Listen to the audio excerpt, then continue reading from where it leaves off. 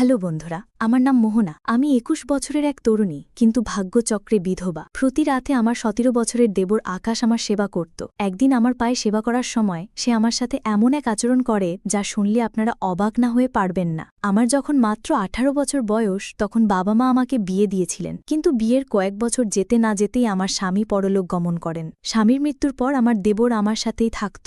যখন আমার বয়স ২০, তখন আমার স্বামীর বয়স ছিল ৪০। আমার বিয়েটা বেশ বয়স্ক একজনের সাথেই হয়েছিল। তিনি আমার চেয়ে বয়সে অনেক বড় ছিলেন। আমি এক দরিদ্র পরিবারের মেয়ে ছিলাম, তাই আমার বাবা মা ভেবেছিলেন যে আমার স্বামীর বয়স বেশি হলেও তার অগাধ সম্পত্তি আমার ভবিষ্যৎ সুরক্ষিত করবে। তারা তার অর্থ ও সম্পদ দেখেই আমার বিয়ে দিয়েছিলেন। বয়সের পার্থক্যটা বড় করে দেখেননি, কিন্তু বিয়ের পর স্বামীর সাথে কয়েক বছর কাটানোর পরেই তিনি হঠাৎ মারা যান। তার মৃত্যুর কারণ ছিল অতিরিক্ত মদ্যপানের ফলে লিভার নষ্ট হয়ে যাওয়া। আমার স্বামী দামি মদের শৌখিন ছিলেন এবং প্রায় বন্ধুদের সাথে বাড়ির বাইরে রাতভর আমোদ প্রমোদেও মেতে থাকতেন। আমি সারাদিন বাড়িতে থেকে নিজের দায়িত্ব পালন করতাম। অনেক সময় আমার মনে হতো, আমার প্রতি যখন স্বামীর কোনো টান বা অনুভূতিই নেই, তাহলে তিনি কেন আমাকে বিয়ে করেছিলেন। বিয়ের পর তিনি কোনোদিন ভালোবেসে আমার সাথে দুটো কথা বলেননি। প্রথম দিনই সাফ জানিয়ে দিয়েছিলেন, দেখো রিনা, তোমার যত টাকার প্রয়োজন হয় আলমারি থেকে নিয়ে নেবে। বাইরের কোনো জিনিসের দরকার হলে বাড়ির চাকরকে বলবে, কিন্তু তুমি কখনো বাড়ির বাইরে যাবে না। আর একটা কথা মনে রাখবে, আমি কখন বাইরে যাচ্ছি বা ফিরছি এসব নিয়ে আমাকে কোনো প্রশ্ন করবে না। এটা আমার সম্পূর্ণ ব্যক্তিগত বিষয়। তখন আমার বয়স কম ছিল বলে স্বামীর কথার গভীরতা পুরোপুরি উপলব্ধি করতে পারিনি। আমি বুঝতে পারিনি যে তিনি কেবল বিয়ে করে সামাজিক দায়িত্ব পালন করেছিলেন। সংসারের প্রতি তার কোনো মনোযোগ ছিল না। এমন নয় যে তিনি আমার সাথে একেবারেই কথা বলতেন না, প্রয়োজনের ভিত্তিতে বলতেন, কিন্তু আমি তার স্ত্রী হিসেবে যে ভালোবাসার সঙ্গ পাবার আশা করছিলাম তা কখনো পাইনি। ধীরে ধীরে যখন আমি এই শূন্যতা অনুভব করতে শুরু করি, তখন আমি আমার বাবা মায়ের সাথে বিষয়টা নিয়ে আলোচনা করেছিলাম। আমি তাদের বলেছিলাম যে আমি টাকা পয়সা স্বাচ্ছন্দ্য পেলেও স্বামীর ভালোবাসার সুখ পাইনি। আমার কথা শুনে বাবা মা আমাকে বোঝাতেন, দেখ মা, ভালোবাসার চেয়ে টাকা অনেক বেশি মূল্যবান। আমাদের বাড়িতে তুই তো দেখেছিস কি ভীষণ অভাব ছিল, তোদের আমি দুবেলা পেট ভরে খাওয়াতেও পারতাম না, কিন্তু যেখানে তোর বিয়ে হয়েছে সেখানে অন্তত অর্থের অভাব নেই। তোর ওই বড় ঘরে বিয়ে হয়েছে বলেই আজ আমরাও দুবেলা খেতে পারছি। তাই এসব ছোটখাটো ব্যাপার নিয়ে মন খারাপ করিস না। তারা এসব বলে আমাকে সান্ত্বনা দিয়ে শ্বশুরবাড়িতে পাঠিয়ে দিত, কিন্তু আমার মনের কষ্টটা তারা কখনো বুঝতে চেষ্টা করেননি। টাকা পয়সা দিয়ে ভালো খাবার কেনা যায়, কিন্তু ভালোবাসা বা স্নেহ তো কেনা যায় না। তবে একটা বিষয় ভালো ছিল, আমার স্বামী বিয়ের পর থেকে আমার দরিদ্র বাবা মাকে প্রতি মাসে অর্থ দিয়ে সাহায্য করতেন। এজন্য আমি মনে মনে খুশি হতাম যে তিনি অন্তত আমার পরিবারের কথা ভাবেন, কিন্তু আমার প্রতি তার কোনো যত্ন বা দায়িত্ববোধ ছিল না। এভাবেই আমার জীবনটা একঘেয়ে কেটে যাচ্ছিল। আমি ঘরের দায়িত্ব পালন করতাম আর তিনি বন্ধুদের সাথে আমোদ ফুর্তিতে ব্যস্ত থাকতেন। এভাবে কয়েক বছর কেটে যাওয়ার পর যখন আমার স্বামী হঠাৎ মারা গেলেন, আমি তখন একেবারেই একা হয়ে পড়ি। আমার এই অবস্থা দেখে আমার দেবর আকাশ আর বিদেশে ফিরে যায়নি। সে ছোট থেকেই বাইরে পড়াশোনা করত। আমার স্বামী ভালোভাবেই জানতেন যে তার ভাই যদি তার সঙ্গে থাকে তাহলে সেও তার মতো উচ্ছৃঙ্খল হয়ে যেতে পারে। তাই ভাইয়ের উজ্জ্বল ভবিষ্যতের কথা ভেবে তিনি তাকে বাইরেই রেখেছিলেন। আমার শ্বশুর শাশুড়িও বহু আগেই মারা গিয়েছিলেন। এদিকে আকাশের বয়স ১৮ হলেও তাকে দেখে বোঝার উপায় ছিল না। তার সুঠাম স্বাস্থ্য ও পেশিবহুল চেহারা দেখে তাকে ২৭-২৮ বছরের যুবক মনে হতো। আকাশ আসার পর ধীরে ধীরে আমি বুঝতে পারলাম, এতদিন ধরে আমি স্বামীর কাছে যে ভালোবাসাটা আশা করছিলাম সেটা যেন আমার দেবর আমাকে দিচ্ছিল। স্বামীর মৃত্যুর পর আমি মানসিকভাবে খুব ভেঙে পড়েছিলাম। কারো সাথে কথা বলতে ভালো লাগত না। একজন বিধবা আর একজন সধবা নারীর জীবনে যে আকাশ পাতাল তফাৎ তা আমি হাড়ে হাড়ে টের পাচ্ছিলাম। স্বামীর মৃত্যুর পর কিছুদিন পর্যন্ত আমাদের বাড়িতে আত্মীয়স্বজনরা ছিল। তাদের সামনে কেঁদে আমি মনের কষ্ট কিছুটা হালকা করতাম, কিন্তু তারা চলে যাবার পর আমি আরও একা হয়ে পড়ি। মনে হতো ওই বিশাল বাড়িটা যেন আমাকে গিলে খেতে আসছে। আমার স্বামী আমাকে ভালোবাসতেন না ঠিকই, কিন্তু তার সাথে থাকার একটা অভ্যেস হয়ে গিয়েছিল। আত্মীয়রা চলে যাবার পর একদিন সন্ধ্যায় আমি একটা সাদামাটা শাড়ি পরে ঘরের জানালার ধারে বসে বাইরে তাকিয়েছিলাম। তখন আকাশ দরজায় মৃদু শব্দ করে জিজ্ঞেস করল, বৌদি, ভেতরে আসতে পারি? তার কণ্ঠ শুনে আমি চোখের জল মুছে বললাম, হ্যাঁ, ভেতরে আয়। সে ঘরে এসে আমার পাশে বসল, আমার হাত দুটো ধরে বলল, বৌদি, আমি জানি তুমি খুব একা বোধ করছো, কিন্তু চিন্তা করো না, আমি তোমাকে এই অবস্থায় ফেলে কোথাও যাব না। আমি সিদ্ধান্ত নিয়েছি বাকি পড়াশোনাটা এখান থেকেই শেষ করব। তার কথা শুনে আমি খুব আশ্বস্ত হলাম। মনে হলো, যাক, আমার কথা ভাবার মতো একজন তো আছে। সে প্রতিদিন সকালে আমার ঘুম ভাঙার আগেই আমার ঘরে এসে দেখে যেত আমি ঠিক আছি কিনা। মাঝে মাঝে আমার জন্য চাও বানিয়ে নিয়ে আসত। যখনই সে অবসর পেত আমার সাথে বসে ঘণ্টার পর ঘণ্টা গল্প করত, মজার কথা বলে আমাকে হাসানো মেটানোর চেষ্টা করত। আমি যখন দুশ্চিন্তায় থাকতাম, আমার মাথায় যন্ত্রণা হলে সে আমার মাথা টিপে দিত। আমি তাকে বারণ করলে সে মায়াভরা কণ্ঠে বলতো, বৌদি, তোমার উপর কি আমার কোনো অধিকার নেই? আমি কি তোমার একটু সেবা করতে পারি না? তার এই আন্তরিক কথায় আমি আর তাকে বাধা দিতে পারতাম না। এভাবেই দিন কাটতে লাগলো এবং আমার দেবর আমার খুব কাছাকাছি আসতে শুরু করল।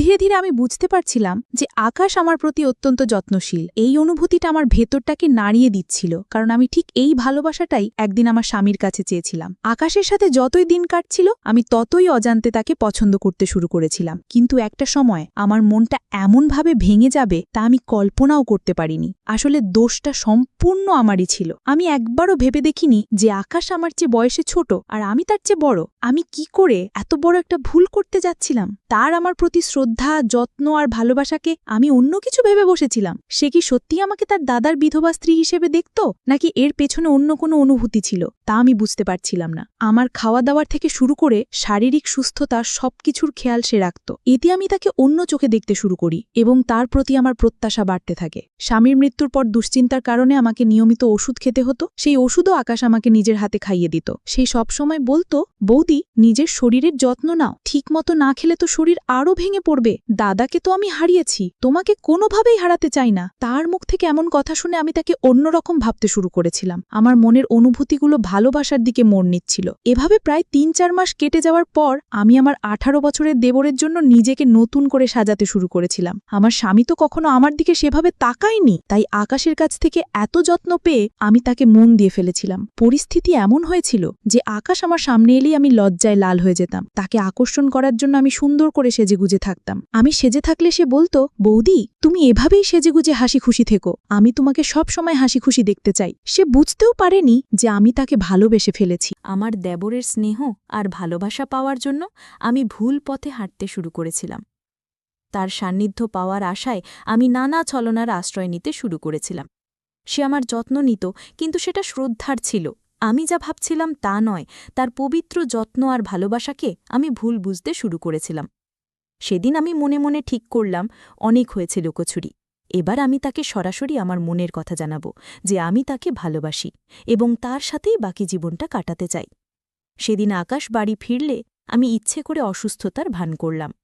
বললাম, আমার সারা শরীরে খুব ব্যথা, আমি বিছানা থেকে উঠতেও পারছি না। আমার উদ্দেশ্য ছিল তার মনোযোগ আকর্ষণ করা। আমি যখন তাকে ব্যথার কথা বললাম, সে রান্নাঘর থেকে এক বাটি তেল গরম করে নিয়ে এলো।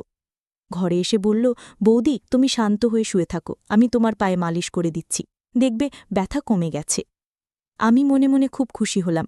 ভাবলাম, সেই যখন আমার সেবা করবে তখন নিশ্চয়ই আমার প্রতি আকৃষ্ট হবে। আমি তাকে নিজের দিকে টানার জন্য আগে থেকে সেজেগুজে প্রস্তুত ছিলাম। আকাশকে দেখে আমি কাতস্বরে বললাম, আমার শরীরে খুব যন্ত্রণা হচ্ছে, তুমি যদি একটু সেবা করে দাও তাহলে খুব আরাম পাব। আমার এই মিথ্যে কষ্ট দেখে সে আমার পাশে বসে আমার পায়ে আলতো করে তেল মালিশ করতে লাগল। তার স্পর্শে আমার ভীষণ আরাম হচ্ছিল এবং আমি মনে মনে অন্য এক জগতে হারিয়ে যাচ্ছিলাম। আমি ঠিক করে ফেলেছিলাম, আর দেরি না করে এবার তাকে আমার মনের কথাটা বলেই ফেলব। কিন্তু ঠিক সেই মুহূর্তে আমার পায়ের তলার মাটি যেন সরে গেল। আমার 18 বছরের দেবর আমার পায়ে মালিশ করতে করতে মৃদু হেসে আমার দিকে তাকাল। তারপর মাথা নিচু করে বলল, বৌদি, আমি তোমাকে একটা কথা বলতে চাই।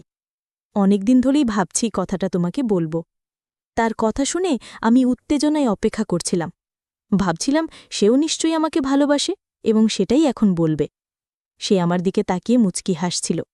তখনই আকাশ আমাকে বলল, বৌদি, আমি যে কথাটা বলবো সেটা শুনে তুমি রাগ করবে না তো? আমিও তার দিকে তাকিয়ে মৃদু হেসে বললাম, না, রাগ করব কেন?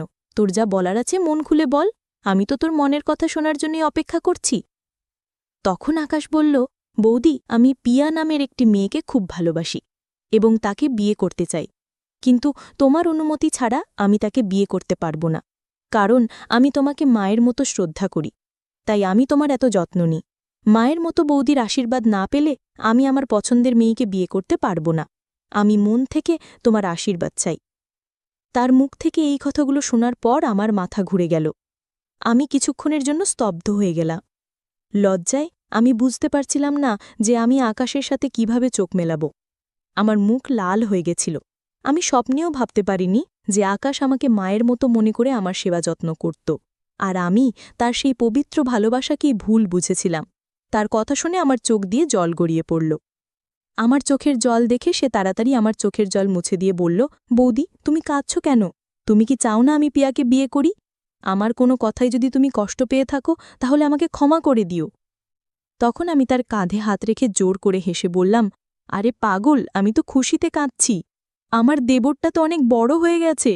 তুই যখন বিয়ে করে তোর বউকে বাড়িতে নিয়ে আসবি তখন হয়তো আমাকে আর আগের মতো ভালোবাসবি না, আমার এত যত্ন করবি না। এই ভেবেই হয়তো আমার চোখে জল এসে গেছে। আকাশ তখন আমার হাতটা ধরে বলল, বৌদি, এমনটা কখনোই হবে না। আমি তোমাকে আমার মায়ের আসনে বসিয়েছি। ছোটবেলায় বাবা মারা যাবার পর মা খুব একা হয়ে গিয়েছিলেন, তখন দাদা মায়ের খুব খেয়াল রাখত। আমি দাদার কাছেই শিখেছি। তুমি ছাড়া তো আমার আর কেউ নেই বৌদি। তোমার কিছু হয়ে গেলে আমি তো একেবারে একা হয়ে যাব, তাই আমি তোমাকে কোনোভাবেই কষ্ট দেব না। এই জন্য তোমার অনুমতি নিতে এসেছি। আমি কি আমার পছন্দের মেয়েকে বিয়ে করে এই বাড়িতে আনতে পারি? আমার স্ত্রী এলে তোমাকে আর কোনো কাজ করতে হবে না, সে এই বাড়ির সব দায়িত্ব সামলে নেবে। তুমি এতদিন অনেক কষ্ট করেছ, সে এলে তোমার একাকিত্বও কেটে যাবে। তার কথা শুনে আমার নিজেরই খুব লজ্জা করছিল। আমি যে ছেলেটির কাছে অন্য কিছু পাওয়ার আশায় এত ছলনা করেছিলাম, সে তো আমাকে তার মায়ের সম্মান দিয়েছিল। সেদিন আমি নিজের ভুল বুঝতে পেরে মনে মনে প্রতিজ্ঞা করলাম যে আমি আর কখনো আমার দেবরকে সেই ভুল চোখে দেখব না। তারপর আমি আনন্দের সাথেই তার পছন্দের মেয়ের সাথে তার বিয়ে দিয়ে পিয়াকে এই বাড়িতে নিয়ে এসেছিলাম। এখন আমরা সবাই একসঙ্গেই থাকি। আমিও আমার দেবরকে নিজের ছেলের মতোই স্নেহ করি। আকাশের আমার প্রতি ভালোবাসাটা যেহেতু মাতৃস্নেহের মতো ছিল, তাই আমি আর কোনোদিন তাকে আমার মনের কথা জানাইনি। আমিও নিজে খুব লজ্জিত ছিলাম। আমি বুঝতে পেরেছিলাম যদি ভুল করে আমি তাকে আমার অনুভূতির কথা বলে দিতাম তাহলে সে হয়তো আমাকে ছেড়ে চলে যেত। আমি কখনোই চাইনি যে আমার ছেলের মতো দেবর, যে আমার এত খেয়াল রাখে, তাকে আমি হারাই। তাই আমি আর কোনোদিন আমার মনে তার প্রতি কোনো গলদ চিন্তা আসতে দিইনি। সেদিন থেকে আমরা সবাই একসঙ্গে মিলেমিশে বসবাস করি। ভালোবাসা তো নানা রকমের হয়। মায়ের সাথে ছেলের ভালোবাসা, স্বামীর সাথে স্ত্রীর ভালোবাসা, ভাইয়ের সাথে বোনের ভালোবাসা, ঠিক তেমনি দেবন আর বৌদিরও খুব পবিত্র ভালোবাসা হতে পারে। পার্থক্য শুধু এটাই যে আমরা সঠিক সময় সঠিক ভালোবাসাটা বুঝতে ভুল করে ফেলি, যেমনটা আমি করেছিলাম। আমি আমার দেবরের পবিত্র ভালোবাসাকে চিনতে পারিনি। বন্ধুরা, আজকের গল্পটি এই পর্যন্তই। গল্পটি তোমাদের কেমন লাগলো কমেন্ট করে অবশ্যই জানাবে। আর এরকম নতুন নতুন গল্প পেতে চ্যানেলটিকে সাবস্ক্রাইব করে পাশে থাকা বেল আইকনটিতে ক্লিক করুন, পরবর্তী কোনো আপডেট যেন মিস না হয়।